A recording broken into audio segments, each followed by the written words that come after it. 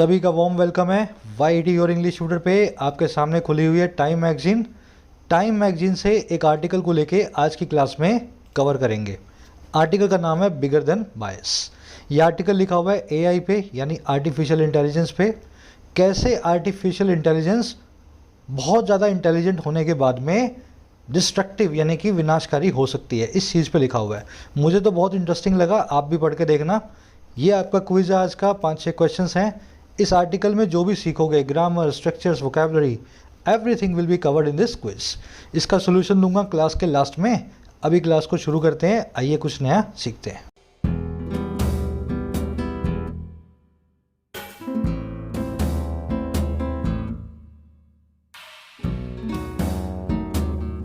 कह रहा है बिगर देन बायस। देखिए, बायस का मतलब है पक्षपात, डिस्क्रिमिनेशन, प्रेजुडिस।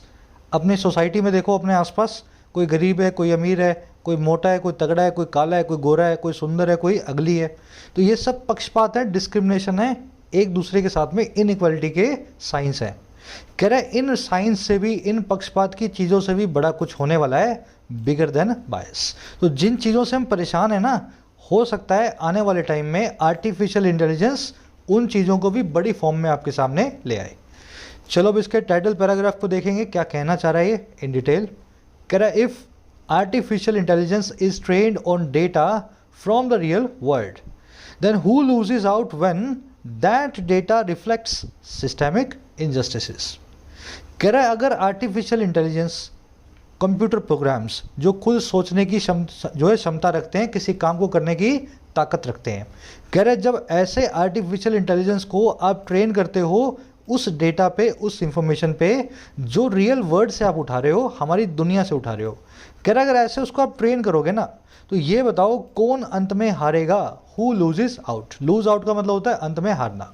कह रहे अंत में कौन हारेगा, व्हेन जब यही डेटा रिफ्लेक्ट करेगा सिस्टमैटिक या सिस्टेमिक इनजस्टिस को, हमारे समाज में, हमारे सिस्टम में जो भेदभाव रखे हुए हैं, छुपे हुए हैं, उनको।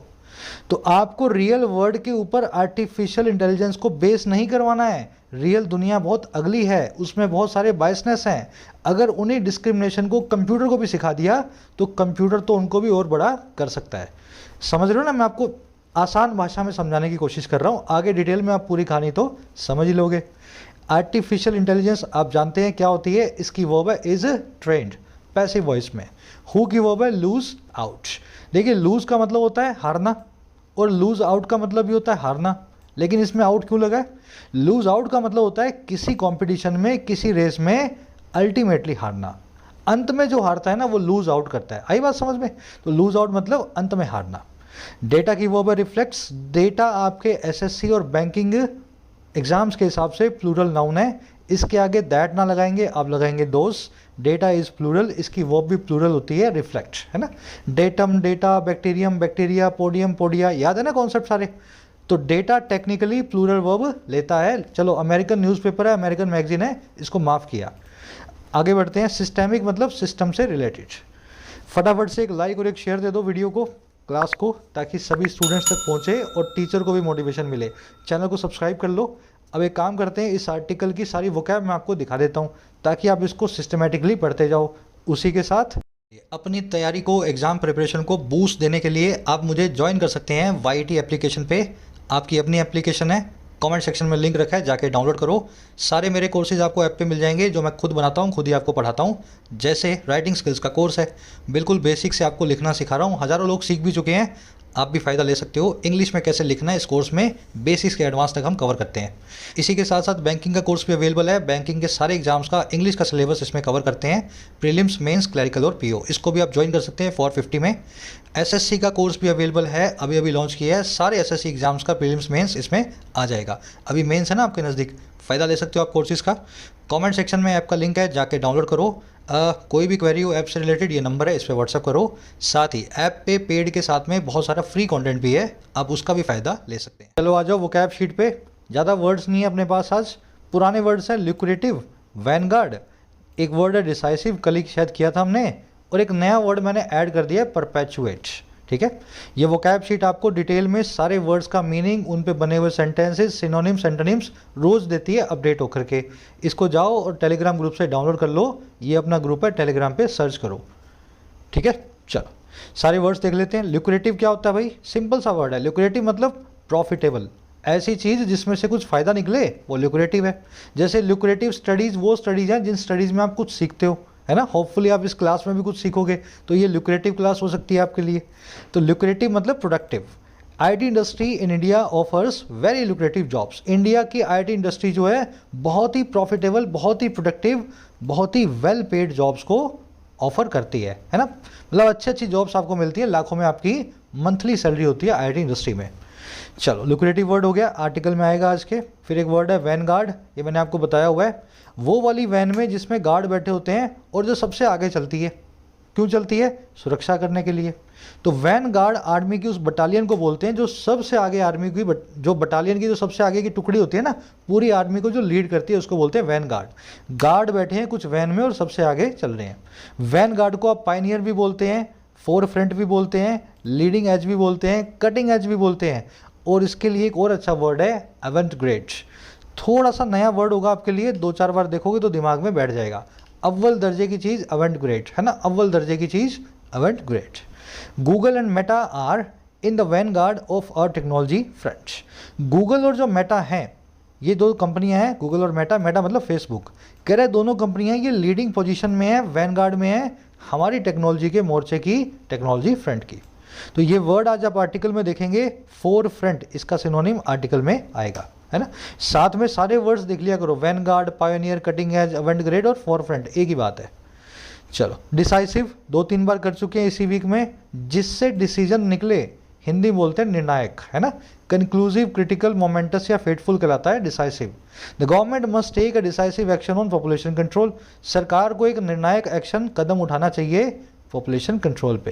तो ये वर्ड आर्टिकल में आज आप देखोगे। लास्ट वर्ड है परपेचुएट। इस वर्ड को आप जोड़ दो परपेचुइटी से। मान लीजिए आप कोई म्यूचुअल फंड करवाना, कभी म्यूचुअल फंड में रजिस्टर करना, तो वो आपसे पूछेगा कि आपको ईएमआई म्यूचुअल फंड की कितने साल देनी है, 1 साल, 2 साल, 5 साल। लास्ट में ऑप्शन होता है परपेचुइटी। तो परपेचुइटी पे क्लिक करोगे ना, इसका मतलब है आपकी ईएमआई कभी नहीं रुकेगी जब तक आप रोकोगे नहीं। परपेचुइटी का मतलब होता है एंडलेसनेस, किसी चीज़ का कभी भी ख़त्म ना होना। अब उसी परपेचुइटी वर्ड से जो म्यूचुअल फंड के आप फॉर्म में देखोगे और भी कई जगह देखोगे आप, उसी से वर्ब बनी है परपेचुएट, किसी चीज़ को हमेशा के लिए कैरी या कंटिन्यू करते जाना। जैसे wise societies never perpetuate their divisions of the past. समझदार जो समाज होते हैं ना, कभी भी कैरी ऑन या कंटिन्यू नहीं करते हैं अपनी फूट को, लड़ाइयों को जो उनकी पास्ट में होती हैं। आई बात समझ में? किसी भी चीज़ को preserve, uphold, continue, carry on या परपेचुएट नहीं करते हैं। तो परपेचुइटी नाउन है, परपेचुएट वर्ब है, कनेक्शन बिठा लेना, 4 ही वर्ड्स हैं अपने पास, सारी डिटेल में हो गए हैं। चलो आओ आर्टिकल पे। समरी आपको दे दें क्या है। देखो गूगल और फेसबुक भी कुछ हद तक, गूगल और फेसबुक आर्टिफिशियल इंटेलिजेंस को बनाने की कोशिश कर रहे हैं। जैसे टेस्ला बना रहा है ड्राइवरलेस कार्स, वैसे गूगल और फेसबुक भी चाहते हैं ऐसे कंप्यूटर प्रोग्राम्स हो फ्यूचर में जिनको हमें कुछ कहने की ज़रूरत ना पड़े, वो खुद से सारा काम कर दें, है ना। रोबोट्स हो आपके आसपास, अब बस बैठे रहो आराम से, मस्त, है ना, सोफे में, सारा काम आपका हो जाएगा। कुछ खाना पीना हो आपको बना के दे देंगे। तो इस तरह की चीज़ों को बोलते हैं आर्टिफिशियल इंटेलिजेंस। मैं आसान भाषा में आपको बता रहा हूँ। लेकिन आर्टिफिशियल इंटेलिजेंस बनाने की होड़ में ये कंपनियों ने एथिक्स और मॉडल्स को थोड़ा पीछे छोड़ दिया। अब ये कंपनियाँ इस रास्ते पे काम कर रही हैं कि जैसे भी हो ना, आर्टिफिशियल इंटेलिजेंस बना दे, चाहे कल को वो ह्यूमंस के लिए कितनी भी खतरनाक हो, ठीक है। अब इसी बात पे गूगल के एक एम्प्लॉय ने कुछ बोला और उनको गूगल से फायर कर दिया गया, है ना। इनका नाम है, अभी बताएंगे, टिमनिट गैब्रू। अजीब सा नाम है, टिमनिट गैब्रू। तो टिमनिट गैब्रू की कहानी है और इनकी बीती जुबानी है, जो इन्होंने देखा है ना, हर चीज़ वो बताएगी आपको गूगल में क्या हो रहा है, कैसे ये अंदर ही अंदर, समझ गए ना, आर्टिफिशियल इंटेलिजेंस को बहुत ही बड़े स्केल पे डेवलप कर रहे हैं। तो पूरा आर्टिकल जो है इनकी कही हुई रिपोर्टिंग टोन में है, रिपोर्ट कर रही है क्या हो रहा है, साथ ही थोड़ी कंसर्न टोन में लिखा हुआ आर्टिकल है, ऐसा होगा तो क्या हो जाएगा, है ना। कंसर्न एंड रिपोर्टिंग आज की टोन है। चलिए शुरू करते हैं फटाफट से आर्टिकल को। कह रहा है 364 days after she lost her job as the co head of Google's ethical artificial intelligence और AI team. Timnit Gebru is nestled into a couch at an Airbnb rental in Boston, about to embark on a new phase in her career.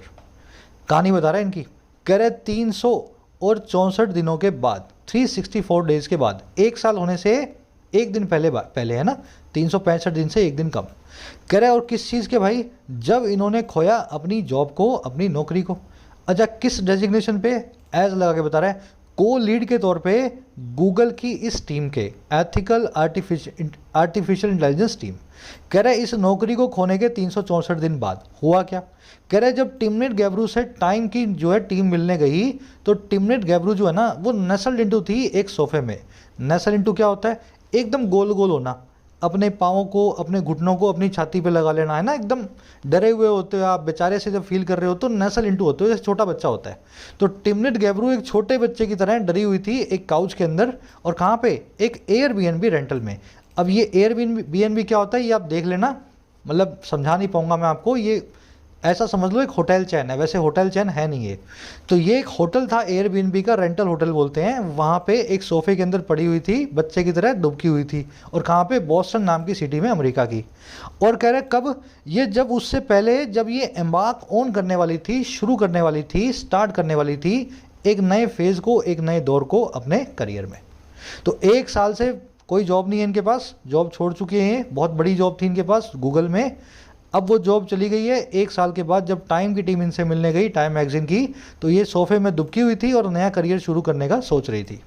She की verb है lost, she आया of course टिमनिट गैब्रू के लिए। गैब्रू की verb है is, नेस्ल्ड into मतलब cuddled या curled up, है ना, एकदम गोल गोल हो जाना। अच्छा, एम्बार्क ऑन का मतलब होता है शुरू करना, स्टार्ट करना। एम्बार्क ऑन मतलब शुरू करना, स्टार्ट करना, एक करियर को, एक जर्नी को, है ना। इसी को एंटर ऑन भी बोलते हैं।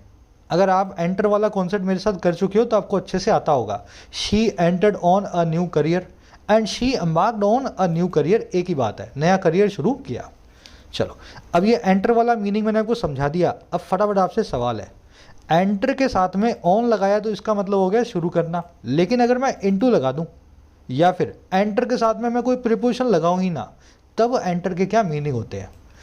सब लोग अपने नोट्स निकाल लो, जिनको याद है, जिनको नहीं याद है मैं बता दूंगा, एक बार कोशिश करो। एंटर के साथ में नो प्रीपोजिशन और एंटर के साथ में इनटू लगे तो एंटर का मीनिंग कैसे चेंज होता है, थोड़ी देर में बताऊंगा, अभी रुक जाओ। और इसमें कुछ देखने वाला है। चलो, अब ये एयरबीएनबी क्या होता है, इसमें मतलब आप जैसे मान लो मनाली जा रहे हो, तो मनाली में आप होटल में नहीं रुकोगे, होटल बहुत महंगे हैं, तो एयरबीएनबी की साइट पे जाओ, किसी के घर पे रुक जाओ, उसको थोड़े बहुत पैसे दे देना, हो सकता है वो आपसे पैसे भी ना ले, है ना, मिलना बांटना हो जाएगा, साथ में आप मुफ्त में रह लोगे, कम पैसों में रह लोगे, फिर वो जब आएगा तो वो आपके यहाँ रह लेगा। तो एयरबीएनबी एक रेंटल सर्विस होती है इस तरह की। अब एक कॉन्सेप्ट करेंगे ग्रामर का फटाफट इस सेंटेंस में, ठीक है, एक नहीं है दो कॉन्सेप्ट है, फटाफट देख लो। जब भी कोई बड़ा नंबर आए, मिलियंस, बिलियंस, थाउजेंड्स, 100 से बड़ा, 100 या उससे कोई बड़ा नंबर आए, ठीक है, और उसके साथ कोई टेंस या यूनिट्स का डिजिट हो, उसके साथ इकाई या दहाई का कोई डिजिट हो, तो बीच में उसको एंड कंजंक्शन से आपको जोड़ना होता है। फॉर एग्जाम्पल प्रैक्टिकली समझ लो, 120 students have applied for the scholarship, 120 students ने इस स्कॉलरशिप के लिए अप्लाई किया है। 120 का क्या मतलब हुआ भाई, 120 यही हुआ ना। तो 100 प्लस में, ऐसा समझ लो 100 प्लस में 20। तो मैंने क्या बताया, 100, 1000, मिलियन, बिलियन, जब भी इनके साथ में कोई दो अंकों का या एक अंक का नंबर अगर जुड़े, है ना, तो आप उसको एंड से अलग करते हो। तो आप क्या लिखोगे, 120 नहीं, 20 से पहले एंड लगा दोगे। बस इतना ही कॉन्सेप्ट है, बहुत आसान कॉन्सेप्ट है, कुछ इसमें है नहीं, ठीक है ना, ज़्यादा दिमाग लगाने की जरूरत भी नहीं है। जब भी कोई यूनिट डिजिट मिले या टेंस का डिजिट मिले किसी बड़े नंबर के साथ, तो एंड लगा के उसको ऐड कर देना है। वैसे ही 5405 cases are pending in the court. अब इसको लिख के देख लो, दिमाग ज़्यादा नहीं लगाना। 5405, तो 5405 क्या हुआ भाई, 5000 और 400 के साथ में जुड़ा हुआ है 5। अगेन क्या करोगे, 5 से पहले एंड लगा दोगे, ठीक है ना। बस यही कॉन्सेप्ट है, एंड को हमेशा यूनिट और टेंस के डिजिट्स के साथ में जोड़ा जाता है। कॉन्सेप्ट बहुत आसान है, लेकिन जब पेपर में आता है तो लोगों की पकड़ में नहीं आता। तो ये 5400 के साथ में 5 जुड़े हुए हैं सर, 5400 प्लस में 0, 5 एंड 5। तो ये तो था रूल नंबर 1। अब रूल नंबर 2 आ जाओ, ये भी बड़ा आसान है। आपको पता होगा 1 है ना, 1 मतलब सिंगुलर, उसके साथ में सिंगुलर वर्ब यूज होती है, जैसे 1 आवर इसकी वर्ब सिंगुलर होगी, 1 स्टूडेंट 1 बॉय। लेकिन जब एक के साथ में फ्रैक्शन आ जाए, जैसे 1.5 हो जाए, 1.25 हो जाए, 1.25 हो जाए, 2 से पहले पहले, समझ गए ना, जब भी एक के साथ में फ्रैक्शन आए तब उसके साथ में प्लूरल वर्ब और प्लूरल नाउन को ही यूज करना। मैं आपको बताता हूँ गलती कैसे होती है। The conference went on for 1.5 day. Conference चलती रही 1 और 1.5 मतलब 1.5 दिन, ठीक है। अब आप बोलोगे सर 1 डे, 1 के हिसाब से डे लगा हुआ है, लेकिन 1 नहीं है, अब 1.5 बन चुका है। अब ये 1 से ज़्यादा हो चुका है, 1 से ज़्यादा होता ही अब ये डे नहीं रहा, ये बन गया डेज। समझ गए ना, बस ये समझाना चाह रहा हूँ मैं आपको। 1 से थोड़ा सा भी फ्रैक्शन हो, मान लो यहाँ पे 5 लिखा होता, 5 लिखा होता, तब तो आपको कन्फ्यूजन ही ना होती, आप डेज लगा के आते। लेकिन 1.5 में आप होते हो कन्फ्यूज, 1 के हिसाब से डे लगाऊं या हाफ के हिसाब से डेज लगाऊं। तो ये 1.5 है, 1 से ज़्यादा है, डेज लगाना है, नो डाउट। वैसे ही 1.25 आवर हैव या हैज़ पास्ट, 1.25 घंटा बीत चुका है। 1.25 1 से ज़्यादा बीत चुका है ना, 1 से ज़्यादा बीत चुका है ना, तो यहाँ लगाओ आवर्स, ठीक है। और मेजरमेंट्स के साथ में हमेशा सिंगुलर वर्ब आती है, ये अलग रूल है, आज बता नहीं रहा हूँ, खाली यहाँ पे हैज़ को चूज़ कर रहा हूँ मैं, ठीक है ना। ये रूल भी आप जानते हो, जब भी मेजरमेंट्स आ जाएं, टाइम की, डिस्टेंस की, वेट की, मनी की, तो उनके साथ में सिंगुलर वर्ब आती है। यहाँ पे हैव मत लगाया ना, यहाँ पे आएगा हैज़। तो ये 2 रूल्स हैं, आज के क्विज में यूज़ करेंगे, इसीलिए देख लो इसने लिखा हुआ है 364 दिन, 300 और 64 को एंड से अलग किया हुआ है। चलो आगे बढ़ते हैं। कह रहा है Google hired Gebru in 2018 to help ensure that its AI products did not perpetuate racism और अदर सोसाइटल इनइक्वालिटीज़। कह रहा है गूगल नाम की इस कंपनी ने हायर किया, नौकरी पे रखा गैब्रू नाम की इस औरत को, और कब, 2018 के अंदर। और क्यों भाई, हेल्प करने के लिए इस चीज़ को कि ये इंश्योर करे, पक्का करे, दैट वो ये कि गूगल के जो आर्टिफिशियल इंटेलिजेंस प्रोडक्ट्स हैं वो परपेचुएट ना करें, वो आगे कैरी ऑन ना करें। एक तो रेसिज्म को, नस्लवाद को, और दूसरा समाज में भरी हुई असमानताओं को, इनइक्वालिटीज़ को। तो गूगल ने जानबूझ के गैब्रू को रखा था कि आप देखो कैसे भी करके हमारे समाज की गलत चीज़ें AI को नहीं सिखानी है ना, आप इस चीज़ को इंश्योर करोगे। गूगल की वर्ब है हायर्ड, प्रोडक्ट्स की वर्ब है डिड नॉट परपेचुएट। परपेचुएट करना, कंटिन्यू करना, कैरी ऑन करना, अपहोल्ड करना, मेंटेन करना, प्रिजर्व करना। परपेचुटी याद है ना, परपेचुटी म्यूचुअल फंड वाली। चलो एक चीज़ मैं भूल गया, क्या बता रहा था मैं आपको यहाँ पे। क्या आप मुझे बता सकते हो, गूगल हायर्ड की जगह गूगल हैज़ हायर्ड लिख दूं तो ये सेंटेंस कैसे गलत हो जाएगा। गूगल हायर्ड की जगह गूगल हैज़ हायर्ड अगर लिख दूं तो ये सेंटेंस कैसे गलत हो जाएगा, है ना। सब लोग ट्राई करना, कमेंट्स में लिखोगे तो याद रहेगा हमेशा। चलो कह रहा है in her role Gebru hired prominent researchers of colour, publish several papers that highlighted biases and ethical risk and spoke at conferences. कह रहे जब अपने रोल में वो गैब्रू आई, गैब्रू को लिया गया कंपनी में, नौकरी पर रखा गया, तो गैब्रू ने और लोगों को नौकरी पर रख लिया, हायर कर लिया, बड़े बड़े रिसर्चर्स को जो कलर के थे, कलर मतलब काले थे, अश्वेत थे, समझ गए ना, अफ्रीकन और इस टाइप के। कह रहे गैब्रू ने बड़े बड़े रिसर्चर्स को जो कि ब्लैक स्किन के थे, कलर स्किन के थे, उनको उन्होंने उनको जो है उनको नौकरी पे रखा। और गैब्रू ने पब्लिश किया बहुत सारे पेपर्स को, रिसर्च पेपर्स को, जो हाईलाइट करते थे, जो सामने लाते थे समाज में पड़े हुए भेदभावों को, बायसेस को और एथिकल रिस्क को, है ना, नैतिक जोखमों को।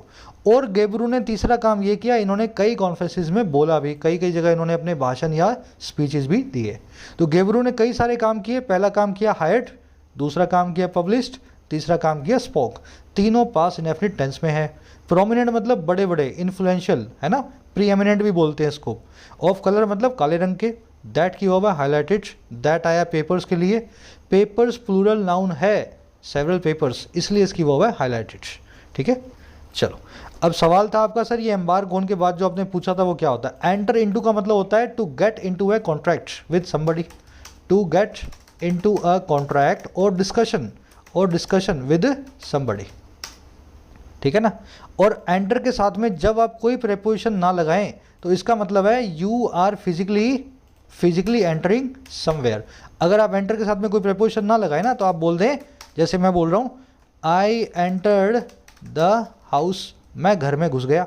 जब कहीं घुसते हो ना फिजिकली तब एंटर के साथ में कोई प्रेपोजिशन नहीं आती। जब कॉन्ट्रैक्ट करते हो तब इसके साथ में इनटू आता है, और जब किसी चीज़ की शुरुआत करते हो तो एंटर के साथ में ऑन आता है। यही कॉन्सेप्ट था, सिंपल सा। चलो आगे बढ़ते हैं। कह रहा है she also began raising her voice internally about her experiences of racism and sexism at work. अब देखो गेब्रू को काम कुछ और रखा गया था, करने कुछ और लगी। कह रहा है इस सारे काम के साथ में एक काम और करने लगी है, इसने शुरू कर दिया उठाना अपनी आवाज़ को, रेज करना अपनी वॉइस को, और कहाँ अंदर ही अंदर इंटरनली। और किस बारे में? अपने तजुर्बे, अपने एक्सपीरियंस के बारे में जो था रेसिज्म का और सेक्सिज्म का वर्क पे। तो गूगल के अंदर की खामियों को भी गेब्रू जो है अपने रोल के साथ साथ गूगल की खामियों को भी दुनिया को बताने लगी। शी की वर्ब है बिगेन। सेक्सिज्म क्या होता है? मेल और फीमेल का जो भेदभाव होता है उसको बोलते हैं सेक्सिज्म। रेसिज्म जैसे नस्ल भेद होता है ना, काला है गोरा है। सेक्सिज्म होता है आपके जेंडर का भेद, आपके सेक्स का भेद, है ना। चलो, कह रहा but it was one of her research papers that led to her departure. कह रहा लेकिन ये सबसे कुछ नहीं हुआ, इसने जो बोला ना आवाज़ उठाई, ठीक है उठाई होगी। कह रहा लेकिन ये उसका एक रिसर्च पेपर ही था, उसके बहुत सारे पेपर्स में से एक रिसर्च पेपर था जो लीड टू कर गया उसके डिपार्चर की तरफ, उसकी रवानगी की तरफ। तो एक रिसर्च पेपर की वजह से उसको कंपनी से निकाला गया। इट की वर्ब है वॉज, दैट की वर्ब है लेड टू। डिपार्चर मतलब प्रस्थान यानी रवानगी, है ना। कह रहा I had so many issues at Google, Gebru tells Time over a Zoom call, but the censorship of my paper was the worst instance. अब देखो गेब्रू ने एक, ये जो बैठी थी ना एक सोफे में, ये जूम कॉल कर रही थी टाइम वालों के साथ। तो इसमें टाइम वालों के साथ जूम कॉल में इसने क्या बोला? कह रहे मेरे कई सारे लफड़े थे गूगल में, कई सारे इश्यूज थे, कई लोगों से मेरा पंगा था। गेब्रू ने बताया टाइम मैगजीन को, TIME को। और कब? ओवर ए जूम कॉल के दौरान। कह रहे लेकिन सेंसरशिप जो थी ना, कांट छांट जो थी मेरे एक रिसर्च पेपर में, वो था सबसे बुरा इंस्टेंस, सबसे बड़ी बुरी जो है घटना। आई बात समझ में? कह रही है मेरे पंगे तो कई थे, लेकिन मेरा सबसे बड़ा पंगा वहाँ पे ये हुआ कि मेरे रिसर्च पेपर को मेरी मेहनत के ऊपर उन्होंने सेंसरशिप की, उस पेपर को बाजार में ठीक से छपने नहीं दिया। आगे बात समझ में? चलो आगे बढ़ेंगे, देखने वाला इसमें कुछ है नहीं। इट की वर्ब है वॉज, दैट की वर्ब है लेड टू, गेब्रू की वर्ब है टेल्स, सेंसरशिप की वर्ब है वॉज। सेंसरशिप मतलब क्रिटिसिज्म या काट छांट, है ना। अब इस इंस्टेंस नाम के वर्ड को फटाफट देख लो। देखो 3 वर्ड आपके सामने थ्रो कर रहा हूँ, है ना। हाथ पांव मत फुलाना, तीनों के वर्ड, तीनों के मीनिंग आपको आते हैं बिना घबराए, बिना हाथ पांव फुलाए। तीनों वर्ड्स के मीनिंग सोचने की कोशिश करो। इंस्टेंस, इंस्टेंट और इंसिस्टेंस। चलो कोई कंफ्यूजन की बात ही नहीं है। इंस्टेंस का मतलब होता है अकरेंस, ठीक है, घटना, है ना, हैपनिंग। इंस्टेंस मतलब घटना। इंस्टेंट का मतलब होता है मोमेंट यानी पल, एक क्षण, इंस्टेंट।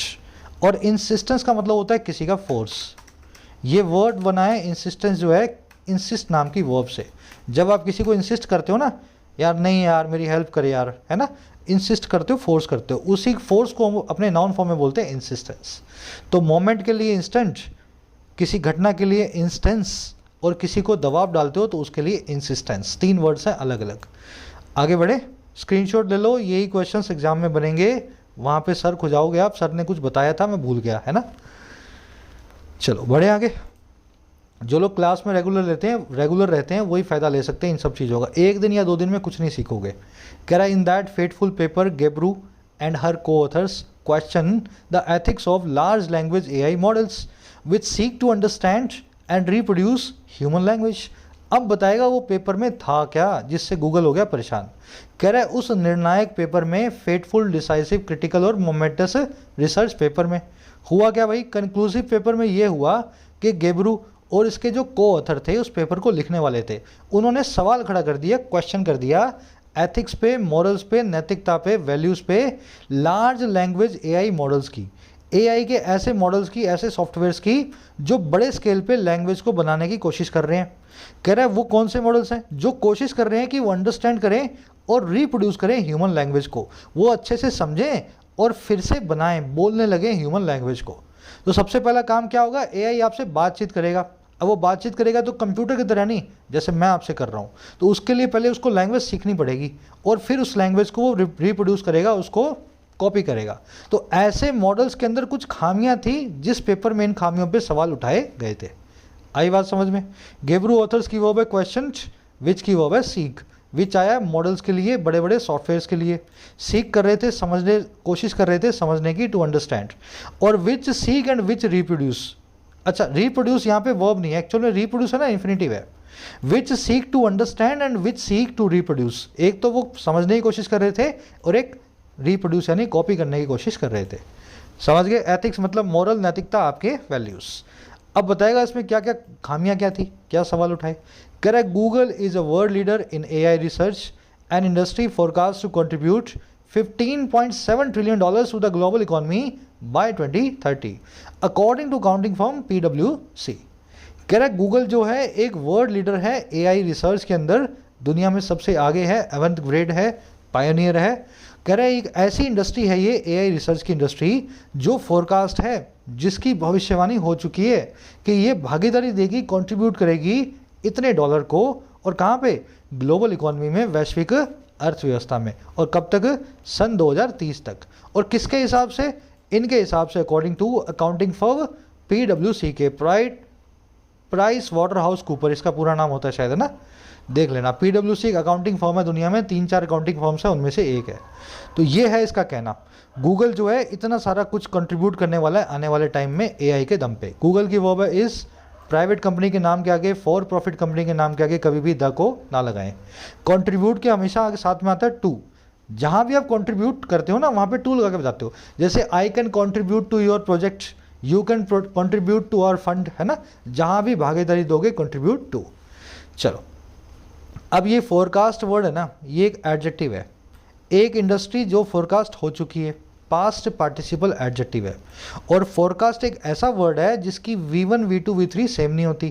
एक्चुअल में ये V3 एडजेक्टिव है, वर्ब की थर्ड फॉर्म है, पास्ट पार्टिसिपल है, लेकिन फोरकास्ट इसकी V1 V2 V3 सेम होती है। मैंने 3 वर्ब्स आपके सामने लिख दिए जो ऐसे ही चलती हैं। सब लोग यहीं पे पॉज करो, मेरे को 7 वर्ब्स और बना के दो। 3 तो मैंने आपको बता दी जिनकी V1 V2 चेंज नहीं होगी। अब 5-4 आप भी सोचो, फिर मैं यहाँ पे लिख रहा हूँ, ठीक है, मैच कर लेना कितनी आपको याद है। मैं खुद ही भूल गया लगता है, ठीक है। एक और होती है कट, हार्ट लिख दो, हार्ट लिख दो, है ना, हिट लिख दो। ये सारी वर्ब्स हैं जिनकी V1 V2 V3 सेम होगी। अच्छा, इनकी वर्ब की आईएनजी फॉर्म हो सकती है, forecasting, casting, costing, bidding, spreading, splitting हो सकता है। V1 V2 V3 चेंज नहीं होगी। आगे बात समझ में? चलो, ये सारी वर्ब्स को देख लेना एक एक करके, क्वेश्चंस बनेंगे इन पे आज के क्विज के अंदर। कह रहे but Gebru's paper suggested that in their rush to build bigger more powerful language models companies including Google weren't stopping to think about the kind of biases being built into them.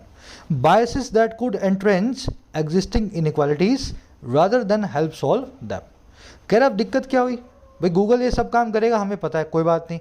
कह रहा लेकिन गेब्रू का paper ये suggest करता था that वो ये कि अपने रश में, अपनी हड़बड़ी में, अपनी जल्दबाजी में बिल्ड करने की बड़े बड़े मॉडल्स को, बिगर को, और मोर पावरफुल लैंग्वेज के मॉडल्स को। कह रहा है इस हड़बड़ी के अंदर गूगल क्या कर रहा है, कह रहा है कंपनियां जो है ना, जिसमें गूगल भी शामिल है, वो नहीं रुक रही थी, वरंट स्टॉपिंग, और क्या, थिंक अबाउट करने के लिए, इस चीज़ को सोचने के लिए। और किस चीज़ को भाई, उस तरह के बायसेस को, उस तरह के भेदभावों को, इनइक्वालिटीज़ को जो इन सिस्टम में बिल्ड इनटू किए जा रहे हैं। गूगल क्या कर रहा है, कह रहा है कैसे भी करके एक सिस्टम बना दो, बड़ा सा बना दो, है ना, उसके अंदर सारी चीज़ें हों, वो बोले समझे लैंग्वेज को, और उसमें कोई छोटी मोटी खामियां हों, कोई भेदभाव जो है छोटा मोटा, वो हम नज़रअंदाज कर लेंगे। तो ये गेब्रू का पेपर का कहना था कि बायसेस को रोका नहीं जा रहा है, गूगल तो रुकने का नाम ही नहीं ले रहा है। अब ये बायसेस कौन से हैं, कह रहे हैं ये वो बायसेस हैं जो एंट्रेंच हो सकते हैं, जो गहरे अंदर जा सकते हैं, और किसके, एग्जिस्टिंग इनइक्वालिटीज़ के, हाल में जो असमानताएं हैं उनके, और बजाय किसके, रादर देन बजाय हेल्प करने के, इनको सॉल्व करने को। तो ऐसे बायसेस, जैसे आदमी और औरत का भेद है, ऐसा ही मान लो कंप्यूटर भी आपसे ऐसे ही बात करे, है ना, लेडीज़ से लेडीज़ के हिसाब से और मैन से मैन के हिसाब से। तो जो बायसेस हमारे समाज में चल रहे हैं ना, वही बायसेस को हड़बड़ी में गूगल भी अपने एआई में ले रहा है। तो ये एंट्रेंच हैं, ये अंदर बसे हुए हैं हमारी इनइक्वालिटीज़ के, जो हाल में एग्जिस्ट करती हैं। समझ गए सेंटेंस? पेपर की वर्ब है सजेस्टेड, कंपनीज की वर्ब है वरंट स्टॉपिंग, दैट की वर्ब है कुड एंट्रेंच। एंट्रेंच का मीनिंग मैंने लिखा नहीं है, एंट्रेंच का मतलब होता है अंदर बसा हुआ होना, है ना। इसके लिए बहुत अच्छे अच्छे वर्ड हैं, deep rooted, deep seated, inherent, latent, intrinsic, ये बहुत सारे वर्ड्स हैं जो आज मैं लिखने भूल गया, आप निकाल लेना है ना, अपनी शीट में मिल जाएंगे आपको। चलो एक कॉन्सेप्ट है यहाँ पे, थोड़ा सा आगे बढ़ते हैं फिर वापस आऊँगा मैं, उस कॉन्सेप्ट को यहाँ पे अपने रिपीट करेंगे, एक बार फ्लो बन जाए। और क्या खामियां बताई इसने, गेब्रू ने बताया it also raised concerns about the environmental impact of the AIs which use huge amounts of energy. Gebru ने इस चीज़ पे भी कंसर्न उठाए, इस चीज़ पे भी चिंताओं को जन्म दिया, मतलब आवाज़ उठाई, जो एनवायरमेंटल इम्पैक्ट है आर्टिफिशियल इंटेलिजेंस के, और ये वो आर्टिफिशियल इंटेलिजेंस है जो यूज़ करती है बहुत सारी एनर्जी को। तो गेब्रू ने ये भी बोला कि आर्टिफिशियल इंटेलिजेंस अगर डेवलप हो गई तो एनर्जी क्राइसिस आ सकता है, बहुत सारा ग्लोबल वार्मिंग हो सकता है। इट की वर्ब है रेज्ड, विच की वर्ब है यूज। चलिए आगे बढ़े। In the battle for AI dominance big tech companies were seemingly prioritising profits over safety, the authors suggested calling for the industry to slow down. कह रहे इस बैटल में, इस जंग में जो है एआई डोमिनेंस की, एआई के फील्ड में कौन डोमिनेट करेगा, कौन सबसे आगे होगा, किसका सबसे ज़्यादा इन्फ्लुएंस होगा। कह रहे इस बैटल में ना, इस जंग में जो बड़ी बड़ी टेक कंपनियां हैं, गूगल, फेसबुक, ये सीमिंगली प्रायोरिटाइज कर रही थी। सीमिंग मतलब दिखाई देने वाले तौर पे, सीम होने वाले तरीके से ये सीमिंगली प्रायोरिटाइज कर रही थी, प्रायोरिटी दे रही थी अपने मुनाफे को, और किसके ऊपर, सेफ्टी के ऊपर, हिफाजत के ऊपर। ऐसा ऑथर्स ने सजेस्ट किया अपने जो है आर्टिकल में, उन्होंने लिखा रिपोर्ट में। और कैसे सजेस्ट किया भाई, डिमांड करते हुए, कॉल फॉर करते हुए कि इंडस्ट्री को कि ये रुके थमे, स्लो डाउन करे, आराम से बैठ के सोचे ये क्या, ये लोग जो है क्या चीज़ बना रहे हैं। आई बात समझ में। बिग टेक कंपनीज की वर्ब है वर प्रायोरिटाइजिंग, पास कंटिन्यूस टेंस में। ऑथर्स की वर्ब है सजेस्टेड। कॉलिंग फॉर यहाँ पे प्रेजेंट पार्टिसिपल साइमल्टेनियस एक्शन है। जब ऑथर्स ने ये सजेस्ट किया तब वो कॉल फॉर भी कर रहे थे, डिमांड भी कर रहे थे इस काम के लिए, है ना। सीमिंगली मतलब दिखाई देने वाले तौर पे। चलो अब देख रहे हो उसने क्या किया गेब्रू ने, भाई जो कंपनी इसको तनख्वाह देती है, इसको सैलरी पे रखा था, उस कंपनी के खिलाफ ही पेपर छाप दिया कि आप तो जो है ना गलत काम करते हो अपने अंदर ही अंदर, तो इस वजह से इसको कंपनी से निकाला गया। कह रहा it was like you build this thing but mine is even bigger, Gebru recalls of the atmosphere of that time. कह रहा है ऐसा था ये, इट वॉज लाइक अंदर गूगल में, कि आपने ये बनाया ना तो मेरा वाला आप वाले से भी बड़ा है।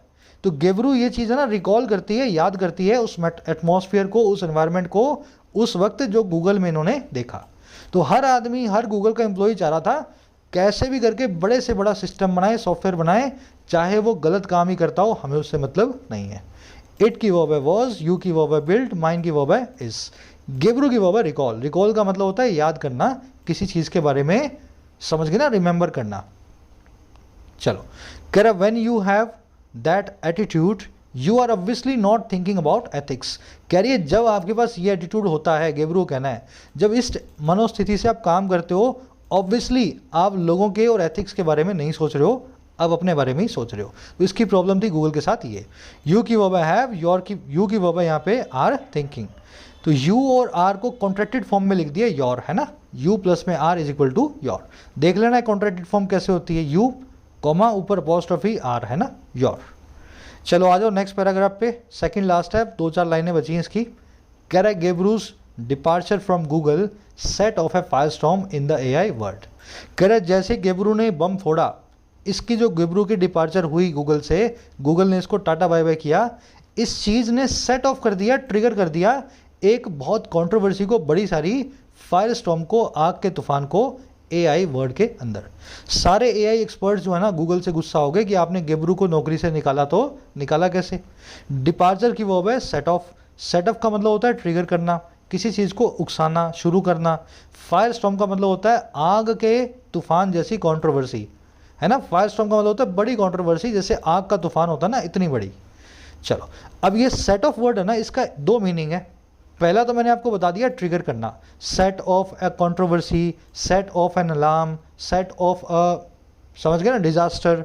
लेकिन इसका एक दूसरा मीनिंग भी होता है बैलेंस आउट करना, इसको ऑफसेट करना भी बोलते हैं। जैसे आपने बैलेंस आउट करना समझते हो ना चीज़ों को, आपको लॉस हुआ 1000 रुपये का, आपने काम किया, मेहनत की, 1000 रुपये का प्रॉफिट कर लिया, तो शाम को आपने लॉस और प्रॉफिट को सेट ऑफ कर दिया या ऑफसेट कर दिया। तो सेट ऑफ मतलब बैलेंस आउट करना, ये इसका एडिशनल मीनिंग है, कभी पूछा जाए दिमाग में रखना, ठीक है। ऑफसेट और सेट ऑफ एक ही बात है इस मीनिंग के चक्कर में। चलो आगे बढ़ते हैं। कह रहा था कंपनी, अब ये जो चीज़ें मैं आपको बताता हूँ ना, ये सच बता रहा हूँ मैं आपको, जब आप खुद से रिसर्च करने बैठोगे ना आपको कई साल लग जाएंगे, क्योंकि वर्ड्स बहुत सारे हैं। मेरी कोशिश यही होती है इन क्लासेस के जरिए जो मेरी सालों की मेहनत है, जो नोट्स हैं, आपके साथ शेयर करूँ। तो स्क्रीनशॉट ले लिया करो, कहीं लिख लिया करो, आएंगी ये चीज़ें, पूछी जाएंगी आपसे एग्जाम्स में।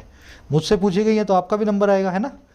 कह रहे the company appear to have forced out one of the world's most respected ethical AI researchers after she criticised some of its most lucrative work. कह रहे कंपनी जो है अपीयर होती है, गूगल जो है दिखाई देती है कि वो फोर्स आउट कर चुकी है, धक्का मार चुकी है। फोर्स आउट करना मतलब फोर्सफुली धक्का मारना, कि वो लात मार चुकी है दुनिया के सबसे रिस्पेक्टेड एथिकल एआई रिसर्चर्स में से एक को, यानी कि गेबरू को। और कब? जब इसने क्रिटिसाइज कर दिया कंपनी के सबसे ज़्यादा प्रॉफिटेबल वर्क को, जो कि एआई में है। तो कंपनी को लगता था कि सबसे ज़्यादा पैसा तो हम इसी से कमाएंगे, इसी पैसे के ऊपर इसने रिसर्च पेपर लिखा है। तो ऐसा लगता है कंपनी ने इसको लात मार के बाहर निकालने की कोशिश की गेबरू को। कंपनी की वॉब अपीयर्ड, शी की वॉब क्रिटिसाइज्ड। ल्यूक्रेटिव का मतलब होता है प्रॉफिटेबल। कह रहा द बैकलैश वॉज फियर्स। कह रहा है जो बैकलैश इसकी आई ना, इसकी जो एडवर्स रिएक्शन आई इस पूरे काम पे, कह रहा है वो रिएक्शन जो थी बहुत ही फियर्स थी, बहुत ही वायलेंट थी, है ना, वाइल्ड थी। गेबरू को निकालने के बाद गूगल को बहुत सारी बैकलैश को भी सहना पड़ा। समझ गए? बैकलैश मतलब एडवर्स रिएक्शन। मैं आपको एक फोटो से दिखा देता हूँ बैकलैश क्या होता है। जब आप लैश यानी कि कोड़े को, यानी कि विप को चलाओगे ना, तो जब भी किसी के मारोगे और वापस घूम के आएगा ना, तो आपकी कमर पे लगेगा। इसी को बोलते हैं बैडलैश, जो है बैकलैश। बुरी रिएक्शन को, एडवर्स रिएक्शन को, जैसे आपने किसी को मारा और वो आपके आके घूम के लगा, है ना, बैकलैश। चलो अब कुछ कॉन्सेप्ट छूट गया ऊपर, देख ले उसको फटाफट। रादर देन वाला कॉन्सेप्ट देख लेते हैं। चलो देखिए, रादर देन का मतलब होता है बजाय, इंस्टेड ऑफ का मतलब होता है बजाय। अब आप पूछोगे सर बजाय के लिए दो वर्ड्स क्यों? दोनों के अलग अलग यूज़ हैं अलग अलग जगहों पे।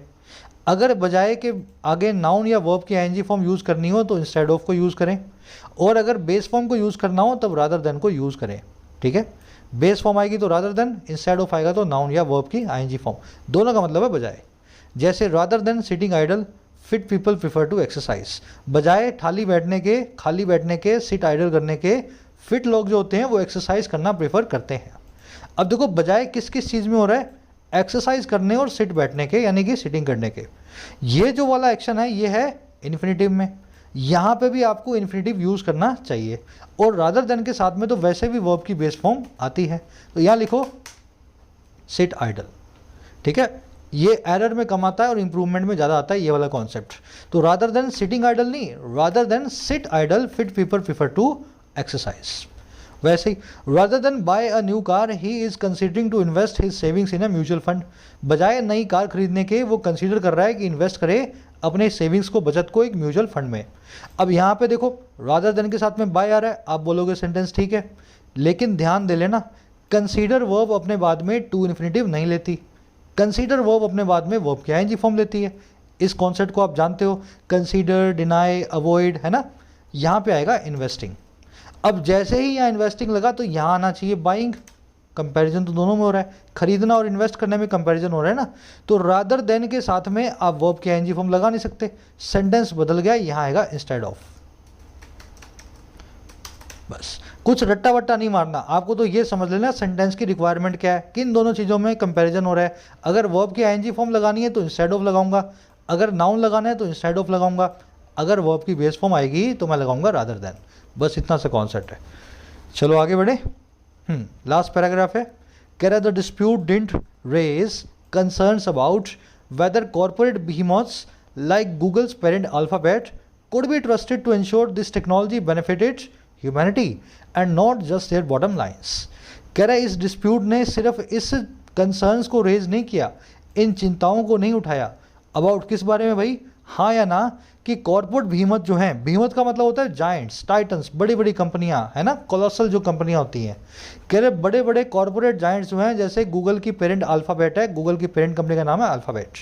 कह रहे ये ट्रस्ट किए जा सकते हैं, नहीं किए जा सकते, इन पे भरोसा यकीन हो सकता है कि नहीं हो सकता, कि ये इंश्योर करेंगे, पक्का करेंगे कि इनकी जो टेक्नोलॉजी है वो बेनिफिट करेगी ह्यूमैनिटी को, मानव जाति को, ना महज इनके बॉटम लाइन्स को, इनके प्रॉफिट्स को। बॉटम लाइन का मतलब होता है आपकी बैलेंस शीट के लास्ट का टोटल, उसको बोलते हैं बॉटम लाइन। तो कंपनी की सिर्फ बैलेंस शीट को ही नहीं, ह्यूमैनिटी को भी बेनिफिट करेंगी। क्या इन पे ट्रस्ट किया जाए या ना किया जाए। कह रहा है इस डिस्प्यूट ने ये जो कंसर्न है ना, ये वाला कंसर्न, इससे भी बड़े कंसर्न्स को रेज किया है, वो आगे आपको बताएगा। आई बात समझ में? कह रहा है ये तो है ही, इसके अलावा भी और कंसर्न्स रेज किए हैं। डिस्प्यूट की वर्ब है डिडंट रेज, बीमत की वर्ब है could be trusted, passive voice में। चलो टेक्नोलॉजी की वर्ब है बेनिफिटेड। कह रहा है it also brought attention to important questions if artificial intelligence is trained on data from the real world, who loses out when the data reflect systemic injustices. कह रहा है इसने सिर्फ इसी सवाल को नहीं उठाया, इसने ये अटेंशन भी लेकर के आया, ब्रॉट किया और इस इंपॉर्टेंट सवालों तक, क्वेश्चंस तक, कि अगर आर्टिफिशियल इंटेलिजेंस को तुम सीधे सीधे इंसानी दुनिया को सोच करके बनाओगे, बिना फिल्टर किए, रियल वर्ल्ड के डेटा पे बेस होगी, तो लास्ट में कौन हारेगा? Who loses out? जब ये डेटा ही रिफ्लेक्ट करने लगेगा सिस्टमिक इनजस्टिसेस को, हमारे समाज की बुराइयों को। तो बुराइयों को फिल्टर करके बनाना है आपको आर्टिफिशियल इंटेलिजेंस, जैसा गेब्रू कह रही है उसकी बात मान लो। कहने का मतलब ये, इंटेलिजेंस की वर्ब है ट्रेन्ड पैसिव वॉइस में, हु की वर्ब है लूजेस आउट, डेटा की वर्ब है रिफ्लेक्ट्स। अगेन डेटा के लिए रिफ्लेक्ट आना चाहिए, इसके आगे दोज आना चाहिए, है ना। Data is a plural noun technically, systemic मतलब रिलेटिंग टू सिस्टम। चलो कह रहा है were the companies at the forefront of AI really listening to the people they hire to mitigate those harms. कह रहे क्या वास्तव में जो कंपनियां जो फोर फ्रंट पे थी, जो वैन गार्ड पे थी, जो सबसे आगे थी आर्टिफिशियल इंटेलिजेंस के फील्ड में, कह रहा है वास्तव में वो सुन रही है उन लोगों को जिनको उन्होंने हायर किया था, गेब्रू जैसे लोगों को, ताकि वो इन्हीं कमियों को, इन्हीं हार्म्स को मिटिगेट कर सकें, इन्हीं बुराइयों को दूर कर सके। तो गेब्रू को इसीलिए बुलाया था कि कोई गलत काम कंपनी में ना हो। जब गेब्रू ने कुछ कहा तो उसको नौकरी से निकाल दिया। तो सवाल यही है, क्या ये कंपनियां जिन लोगों को हायर करती हैं सिर्फ दिखाने के लिए करती हैं या उनकी बात भी सुनती हैं?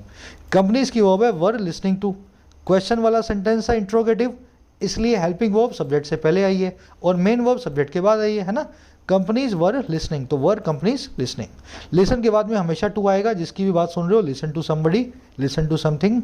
दे की वर्ब है हैड हायर्ड, मिटिगेट करना मतलब कम करना, किसी चीज़ को डी इंटेंसिफाई करना। फोर फ्रंट आप जानते हो, सबसे आगे की पोजीशन। कह रहा and in the quest for AI dominance who gets to decide what kind of collateral damage is acceptable. और कह रहा है इस क्वेस्ट में, इस इच्छा में, इस चाह में, इस कोशिश में जो है AI में डोमिनेंस की, इस फील्ड में अपने रुतबे की, कह रहा है इस रास्ते पे, इस क्वेस्ट में कौन आदमी है जो डिसाइड करेगा, हु गेट्स टू डिसाइड, किसके पास अधिकार है इस चीज़ को डिसाइड करने का कि किस टाइप की कोलेट्रल डैमेज हम एक्सेप्ट करेंगे। कोलेट्रल डैमेज का मतलब होता है एडिशनल इनडायरेक्ट डैमेज। सीधे सीधे तो कोई डैमेज नहीं हुई, लेकिन एडिशनल डैमेज आपने समाज में कर दी, तो ये कौन डिसाइड करेगा? गूगल डिसाइड करेगा क्या कि समाज में कितनी डैमेज वो करना एक्सेप्टेबल होगा उनके लिए, है ना। तो ये भी एक सवाल है। इन द क्वेस्ट फॉर का मतलब होता है इस खोज में, इसको इन द परस्यूट ऑफ भी बोलते हैं। क्वेस्ट फॉर और परस्यूट ऑफ एक ही बात है ना, इस तलाश में, इस खोज में। हु की वर्ब है गेट्स, व्हाट काइंड की वर्ब है इज। कोलेट्रल डैमेज मतलब एडिशनल इनडायरेक्ट डैमेज। जैसे एक मिलिट्री ऑपरेशंस हो रहा है, उसमें कुछ सिविलियंस मारे गए, तो मारना तो फौजियों को था एक दूसरे को, लेकिन सिविलियंस बीच में मर गए, तो ये एडिशनल इनडायरेक्ट डैमेज है, उस वॉर की कोलेट्रल डैमेज है ना। ऐसे इसको आप याद रख सकते हैं। चलिए ये रैपअप करेंगे अपने सेशन को। एक कॉन्सेप्ट यहाँ था इन्फिनेटिव का, ये कॉन्सेप्ट मैंने आपके सामने लिख दिया है ना।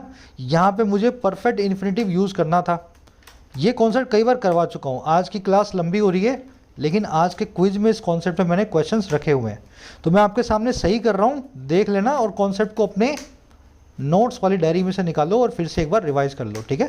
क्लास लंबी हो जाएगी, इस कॉन्सेप्ट पे और 10 मिनट लगेंगे नहीं तो। कॉन्सेप्ट यही है कि आपको कब परफेक्ट और कब सिंपल इन्फिनेटिव यूज़ करना होता है, ठीक है। नोट्स निकाल लो अपने, फिर करवा दूंगा किसी दिन। चलो आ जाओ फटाफट से अपने क्विज पे। ये आपका क्विज है, कितने क्वेश्चंस हैं? 6। सेट ऑफ का मीनिंग क्या होता है ऑलरेडी आप जानते हो, बताने की ज़रूरत नहीं है, देख लो क्या मीनिंग्स है और निकाल लो, ठीक है। वैनगार्ड, अवेंटगेट, लिक्विडेटिव, फियर्स और बैकलैश में क्या फ़र्क है? फर्स्ट वाले में भी आपको बताने की ज़रूरत नहीं है, कमेंट्स में आंसर डाल रहा हूँ, वहाँ से निकाल लो, ठीक है। अच्छा, फर्स्ट में आपको देखना है यहाँ पे वर्ब क्या डालोगे आप।